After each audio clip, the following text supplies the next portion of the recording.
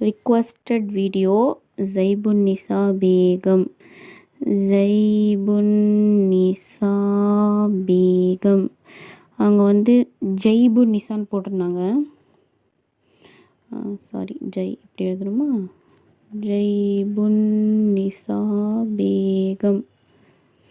ஜெய்ப்பா இது பேனா அப்படி போயிடுச்சு.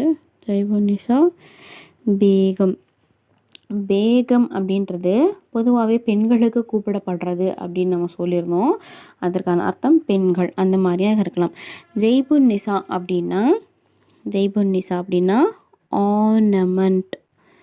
ஆர்னமெண்ட் ஆஃப்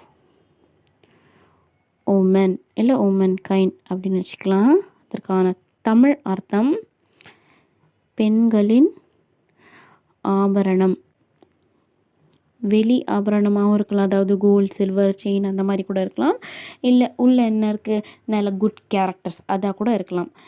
ஜைபுன்னிசாக்கு மீனிங் மட்டும் ஆர்னமெண்ட் ஆஃப் உமன் கைண்ட். பேகம்க்கு ஆல்ரெடி மீனிங் வந்து பெண்கள் தான். இங்கே ஆல்ரெடி பெண்கள் அப்படின்னு இருக்கிறதால நிசா பேகம் இது ரெண்டும் வந்து ஒரே பேரில் வைக்க வேண்டாம். உங்களுக்கு விருப்பம் இருந்தால் நீங்கள் வந்து வச்சுக்கலாம். நிசான்னாலும் பெண்களை தான் குறிக்குது, பேகம்னாலும் பெண்களை தான் குறிக்குது. பெண்களின் ஆபரணம். அரபிக்கில் ஜா, யா, பா, அலிஃப், லாம், நூன், சீன், அலிஃப், ஹம்சா, பா, யா. இது வந்து அரபிக்கில் அப்படின்றதால காஃப் அப்படின்ற ஒரு எழுத்து வரும். இது வந்து டபுள் கோடு வந்து வரும், மீம். ஜைபுன்னிசா